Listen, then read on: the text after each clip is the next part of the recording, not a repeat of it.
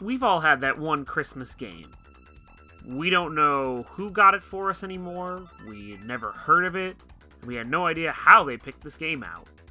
Somehow, though, on Christmas morning, you'd open that gift to a brand new game, and it would be just some weird game you knew nothing about. No matter if it was good, bad, played it once, played it all the time, there was always one weird game that found its way to you, a game off the beaten path that would become a permanent part of your gaming history. Today, I tell the story about my oddball Christmas game, a game that over time has grown into one of my warmest and comfiest games that I play to unwind and relax today. Today, we talk about one of my favorite Sega Genesis games, Socket. Let's start with the story of getting the game. On the Christmas of 1994, I woke up to my first video game system, the Sega Genesis.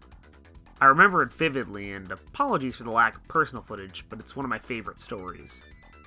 I woke up early and snuck downstairs, and in the dark I could see the stack of Sega games against the wall near the Christmas tree.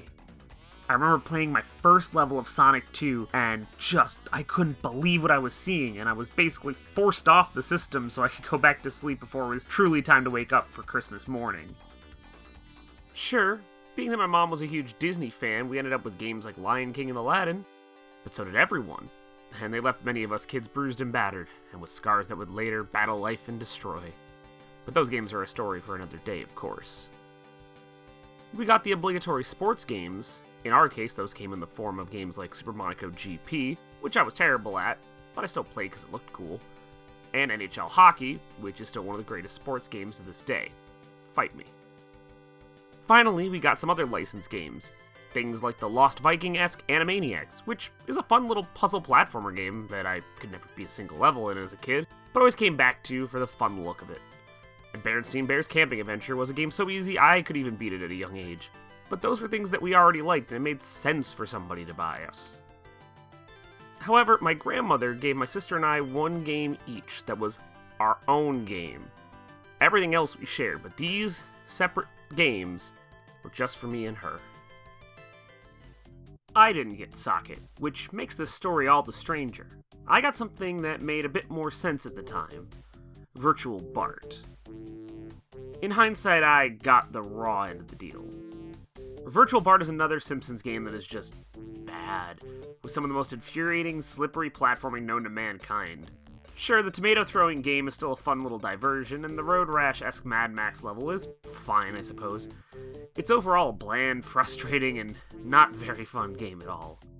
That said, I did play it a lot, and I did finally just recently overcome it about a year ago, which did feel nice, but that was not the best kind of gift in the world to get. Of course, my sister, though, she is the one that ended up with the most peculiar of the options. That's, of course, Socket. How my grandmother ended up to have Socket, I'll never truly know. But at the end of the day, she ended up with it, whether it was because it was cheap, because it maybe reminded her of Sonic and she'd heard the name Sonic and confused it. No one's to say truly, but we've all been there. That said, my sister liked to hold it over me. My sister was so about not letting me play the games that she technically had, and this was the only one that was not a joint gift.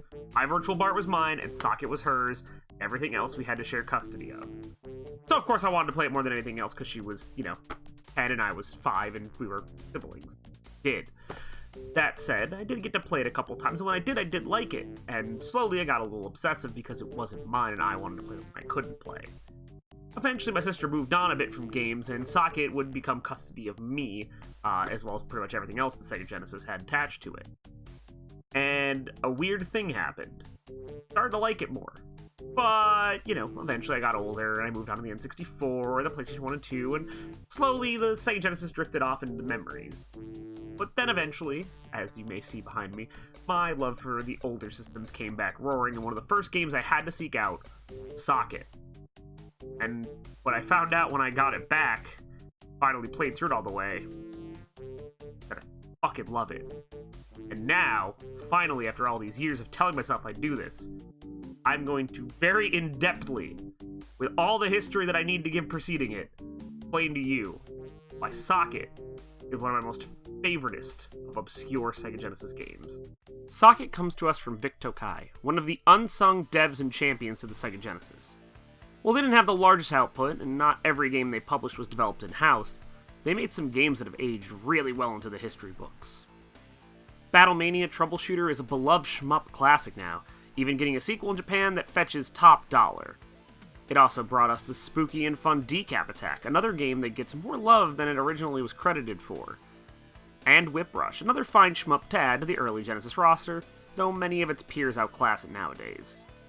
It was also responsible for publishing Columns 3 here when Sega passed, a surprisingly difficult version but fun, with a bigger focus on competitive type modes compared to its original classic. There's Top Gear 2, the classic racing series made by the beloved British developer Gremlin Interactive.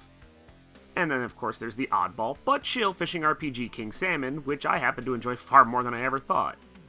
This only scratches the history with Sega and the rest of the company, but they were a weird publisher-developer and one of the many mid-sized collectives that died as the budgets grew in the 3D era. They were also one of the few devs who could really make the Sega Genesis sing, right along with Konami and Sega themselves. And speaking of, no game Vic Tokai made sounded better on the Sega Genesis in their attempt to get in on the Mascot craze. It's pretty well documented that basically everyone thought they could get in on the Mascot craze. Every publisher had a hat thrown in the ring, hoping they could strike the lightning of the Blue Streak Sonic a second time, with a wide range of success and failure. You had teams like Konami bringing Sparkster to life in Rocket Knight Adventures, which saw some success in a couple games, along with Sunsoft in their Arrow the Acrobat mascot, which are not as fondly remembered today, but they were pretty popular at the time. You also had big flops like High Seas Havoc from Data East, which may not have done well at the time, but the game wasn't bad, it just got lost at sea, pun intended. The less ever said about Tengen's Awesome Possum, which aimed to spread awareness about the danger of pollution, honestly the better. Please trust and believe me. You also had more extreme takes like Shiny's Earthworm Jim and Interplay's Boogerman, which tried to capture the more crude 90s era aesthetic to try and counter-program the cute cuddly creatures.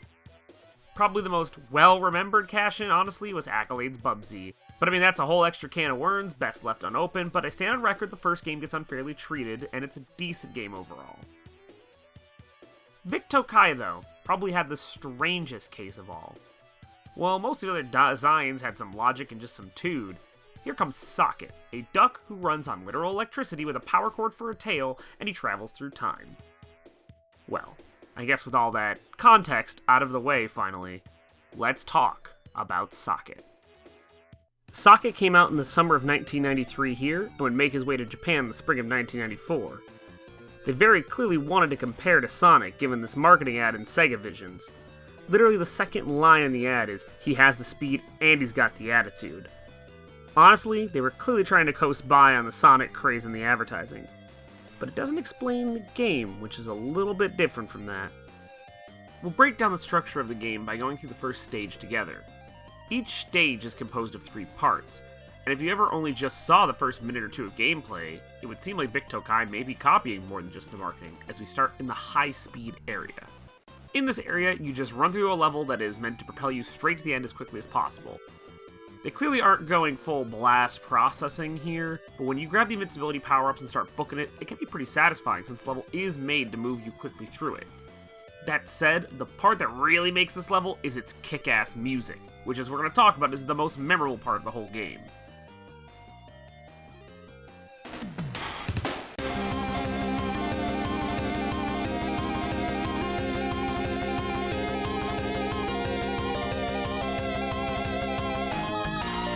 Vic Tokai was really on some next level stuff with their music composers, especially on the Genesis, and the team of Yoko Suzuki, Fumimoto Tamayama, and Shigenori Masako truly shine in the game above all else. We'll talk more music later, but suffice to say the soundtrack doesn't sound like anything else on the Genesis, and it is truly one of the best on the system. These 3 worked together for many years and are primarily responsible for the excellent music of Vic Tokai games. Once you've made it out of the high-speed area, you enter the athletic area. And that's when you realize that the beginning level and the advertising that sold you a Sonic clone are very much a lie. You've now arrived in the Emerald Forest, and you may ask yourself, well, how did I get here? The story of Socket, as per the US manual, is a little bit weird. The game starts in the year 2092, the year in which the evil Time Dominator has successfully crafted his time machine, and has now messed around too much and caused a warp in the flow of time. A newly minted Time Warp Patrol. The Time Warp Patrol was established to monitor this specific issue, and they commissioned Socket, who could freely move through time to go and help defeat Time Dominator. So you start in these high-speed areas in every stage in 2902, and here you generate enough power to travel to the different time periods. Honestly, they basically never tell you in the story in the game, and there's no cutscenes to show off, so it's mostly just either you read it or you just didn't care about the story. But hey, it's a cool concept nonetheless. Arriving in your first destination, you play a very platforming-centric level. Nothing mold-breaking here, but it's here you discover why all the lightning bolts are around the stage. These aren't for one-ups. Similar to games like Weston's Wonder Boy or its offshoot Hudson Soft's Adventure Island, you have an energy meter that constantly depletes, and the only way to refill it is by collecting the lightning bolts. If you hit an enemy or obstacle, a chunk of that meter instantly depletes, and should it run out, you die. Oh, and trust me, when you're close, you'll know. See, one of the main problems with the game is the constant beeping alert you hear near death, and the overall sound effect design in general can get grating. Either way, these levels get more elaborate through each round, and each world has its own gorgeous tune to go with it. See, to balance out the really kind of annoying sound effects, you have these absolutely lush, beautiful tunes to play, sounding like some stuff that should be on a Super Nintendo in terms of its orchestral nature.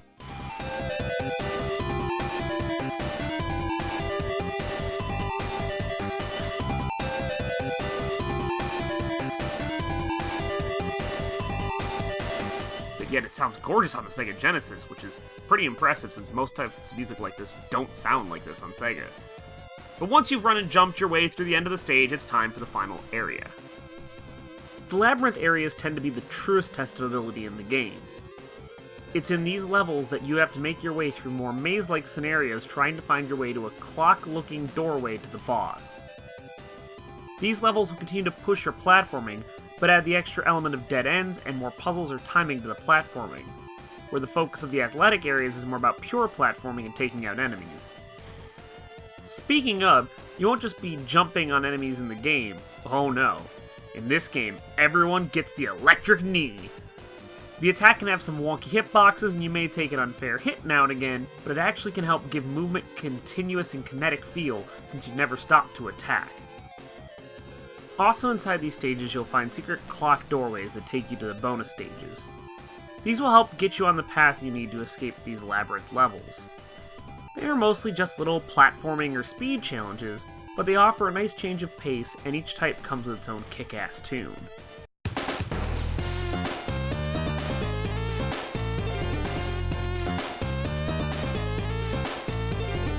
Also, they have some fun, trippy visuals that make them pop out compared to the traditional levels. Once you have found your way to the clock door out of the stage, you reach your boss fight with the Time Dominator.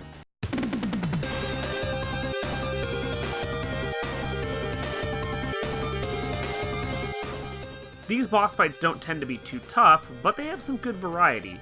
Though honestly, you can see some similarity between him and his weird little magician looks and traps, and Dr. Robotnik's mad science gimmick. Most fights do come down to spamming the upper electric knee, but with the pounding boss music and colorful design, they are always fun to experience. Once you defeat Time Dominator and he runs off, you hop in your ship back to 2902, and you repeat this loop of 3 areas for a total of 7 stages, for a total of 21 levels. Every new stage gets slightly more elaborate during its athletic and labyrinth zone leading towards the end, and while not every stage is a winner, the actual look and sound is usually top-notch. Very few games played or sounded like Socket did, and it made for a unique and weird experience most of the time.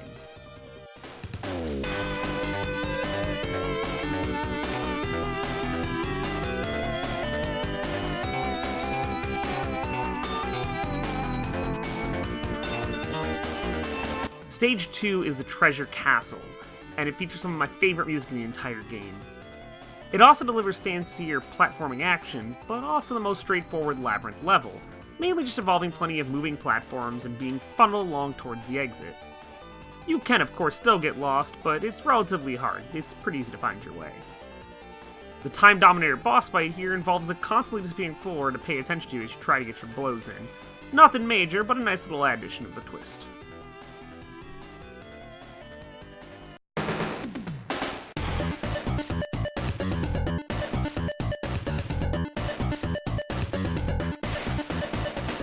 Next up is the Olean Cavern that takes us into the underground, where it's easy to get mixed up as you take minecarts all around the stage looking for where Time Dominator hides.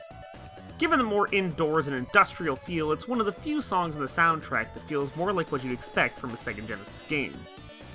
It's the only high-speed stage that doesn't take place in the usual future setting, though what this implies I can't say because the story basically doesn't matter.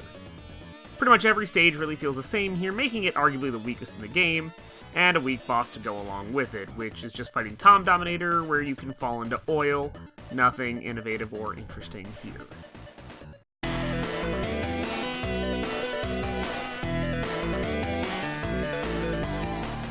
Stone Age is when the Labyrinth levels truly start to show their trickiness, and with all the enemies, lava, and dead ends, this level will be one of the major thorns in your side throughout.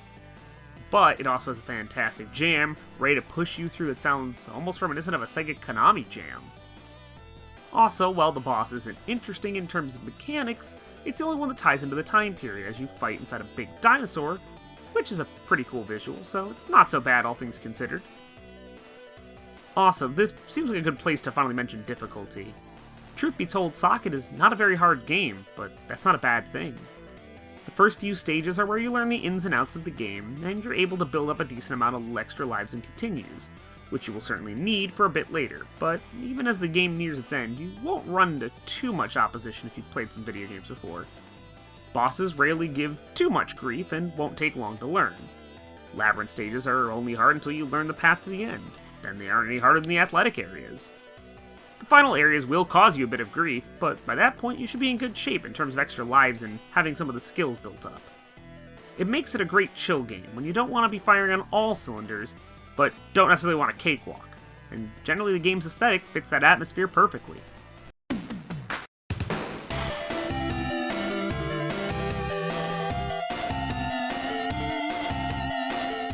Stage 5 is Antiquity, and it's probably the worst stage in the game. A lot of it takes place in water, and while luckily it has no breathing to tensely worry about, it's very slow and sluggish the entire way, and it's not fun to move through at all. Luckily the athletic area here doesn't take place in much water, but it feels like a retread of Treasure Castle when it's not. Yet again, the stage music is great and feels like it fits the enchanted underwater vibes well, even if it's not one of my personal favorites. It does have arguably the most frantic and fun boss fight in the game though, keeping you constantly on your toes as you jump from platform to platform, dodge projectiles, and look out for the perfect time to strike Time Dominator.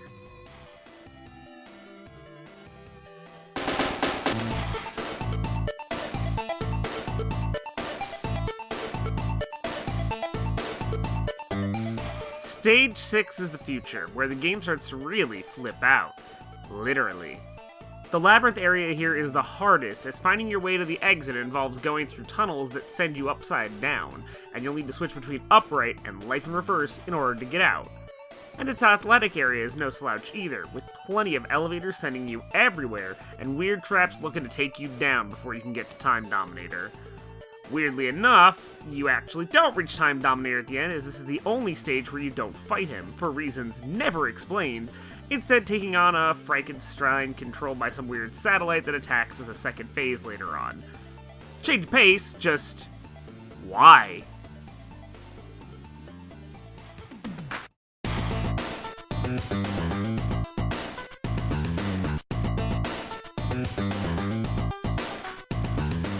Finally, it all ends in the Time Castle. The levels are at their longest here, and the lightning bolts are few, so you'll need to be smart and move quick through the many little traps and be skillful dispatching enemies. With a variety of things looking to kill you, it's a good time even if it doesn't really give the feel of a final level. The music is weirdly chill, and it's honestly one of the more boring to look at, which is a bit of a bummer.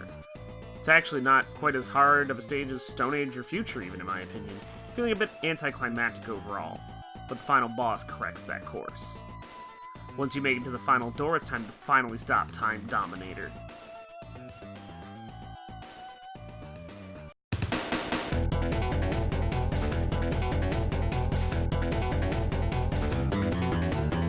The final boss here starts simple as Time Dominator comes at you, but the pattern is easy, and as long as you stay away from the death balls, you'll be good. It's here where the real villain, or Time Dominator in his true form, who knows, the game never tells you, appears in screen-filling glory. This phase isn't tough, but even one hit will send your health spiraling, and given that he has a third form waiting in the wings, that's not going to be good. The final form is the core of evil, as we'll call it, dashing around the stage with a big shield and energy balls going everywhere. It's a tough dude to hit, but he doesn't take many, but time is generally not on your side at this point. However, once you are able to take out the speeding eyeball, you'll have finally finished Socket.